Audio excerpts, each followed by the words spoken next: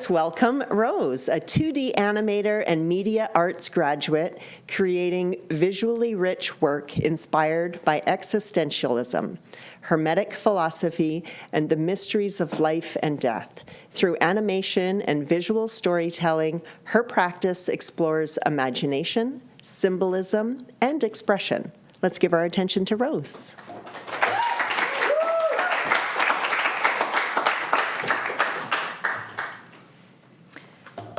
All right, hello. My name is Rose Khadka. I'm a 25-year-old visual artist with a bachelor's degree in 2D and experimental animation from Emily Carr.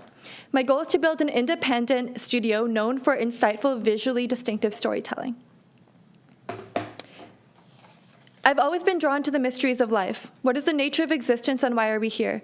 I began to research these subjects at 16 using art as a way to process my abstract thoughts and concretize them in image. Over time, my creative practice began to offer answers to some of these questions. I believe that our ability to find poetry and harmony in the world is what makes us resilient, unstoppable, and deeply connected to existence itself. This insight inspired me to create my own animation studio, Sentient Rose Studios. The aim of Sentient Rose Studios is to inspire existential wonder through animation. My work explores themes of consciousness, existential philosophy, and mythology. Two examples of my work include a music video titled Life Has a Cold Dead Body, as shown above. It explores themes of joy and tragedy. The second example is a short film titled Blackbird, about a singing bird who falls in love with a hunter. It explores loneliness and naive love. I believe audiences are hungry for stories that challenge them emotionally and philosophically, not just provide 90 minutes of entertainment. Mainstream film has become increasingly risk-averse. Corporate studios suffer from franchise dependency, market homogenization, and algorithm-driven trends. As a result, sequels and remakes dominate the industry, creating emotionally predictable storytelling with limited stylistic differentiation. Creative freedom requires independence from corporate interference. Through faster experimentation and lower overhead, my studio can develop a strong and unique artistic identity. With the growing demand for authentic, creator-driven art, I'm confident in my studio's potential for growth and broad appeal. In 2026, YouTube released a culture and trends report supporting this shift towards independent animation. The report found that 61% of young adult animation fans enjoyed series created by independents as much or more than those created by major studios. Audiences are seeking artists who create from a genuine passion for their craft, not commercial trends.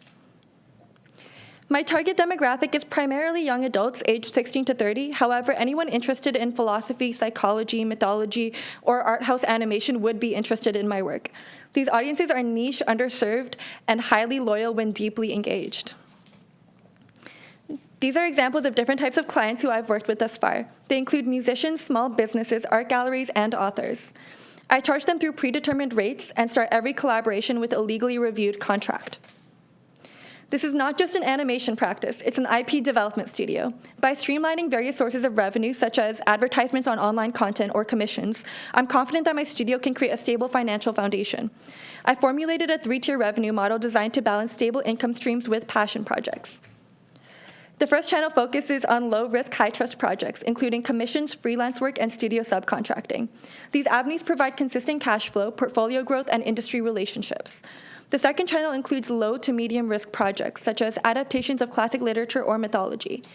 This allows me to build original visual branding, retain adaptation rights, and develop commercially viable content with existing audience appeal. The final channel is supported by the previous two, along with grants and investors. This category consists of original stories, works expanding IP ownership.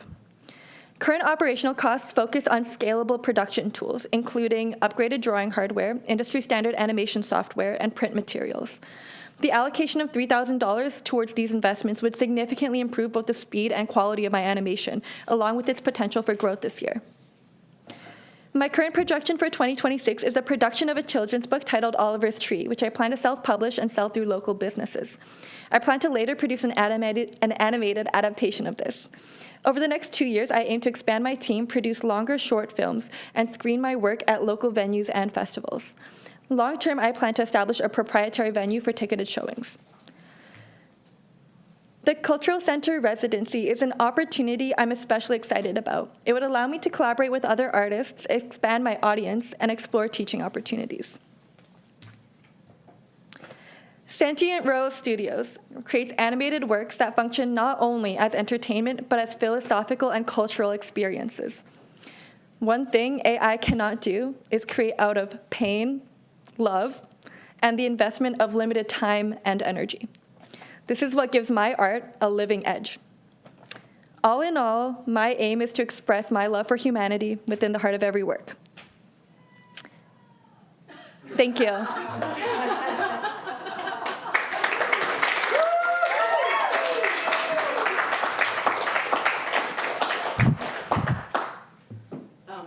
You'll have to forgive me. Is this working? I don't know. That this is going to be the educator in me coming out. Yes. So I have a comment / question that will lead into a question. Yes. Which is that I think that our era, this current era, whatever you want to define it as, is categorized by existential dread, right? And uncertainty around the future. Yes. So I think there is perhaps saying that your audience is folks interested in philosophy and mythology might be limiting yourself a little bit. Because I think it has broader impact than just people that are interested in that because of everything going on in the world.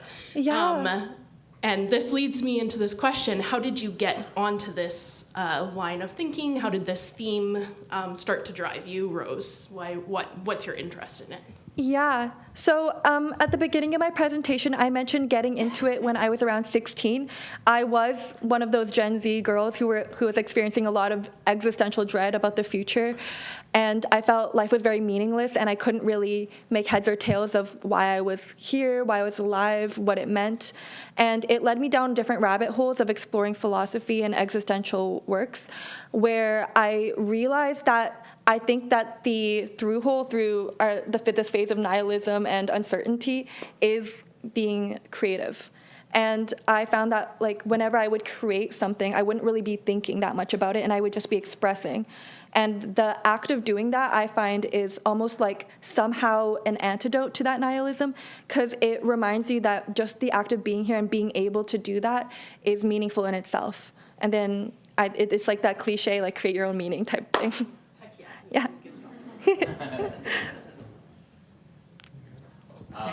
Actually, I'd just be curious, what artists were your influences, actually, especially if you went to Emily Carr?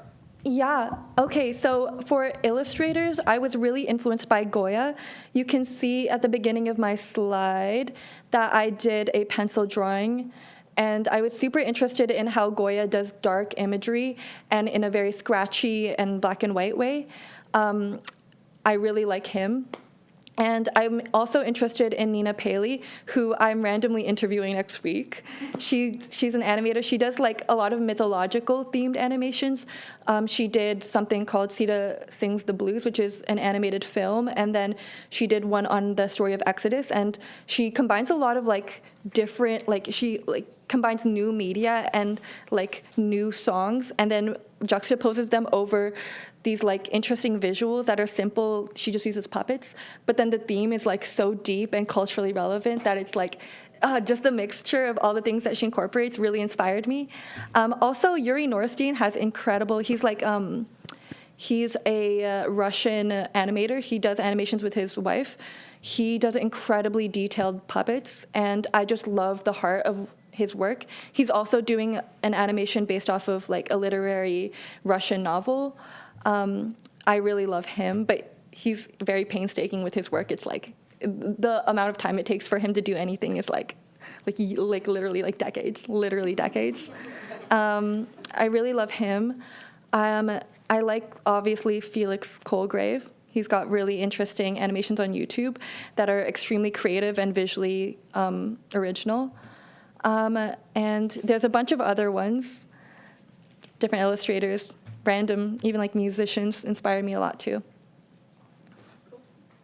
Have you submitted any of your work to the festival circuits, some of your animated shorts or any of your work like that for getting some more exposure? Yeah, I'm finishing up a music video right now, the one called Life Has a Cold Dead Body.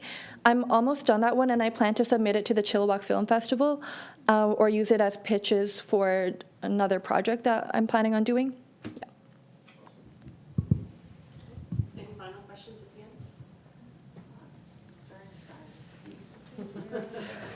Thank you.